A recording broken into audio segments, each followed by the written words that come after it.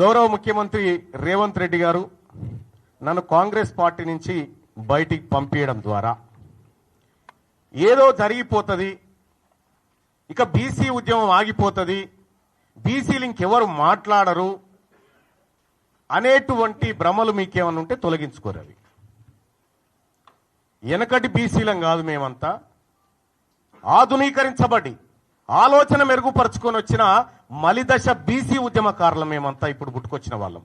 ఇవాళ అడిగింది ఏంది? తీన్మార్ మల్లన్న అడిగింది కులగణన తప్పు. మీరు ఈ ప్రభుత్వం చేసినటువంటి కులగణన చిత్తు కాగితంతో సమానం, ఇది ఎందుకు పనికిరాదు, ఇది బీసీలను ప్రజలను మోసం చేస్తున్నటువంటి నివేదిక అని చెప్పి తగలబెట్టడం జరిగింది.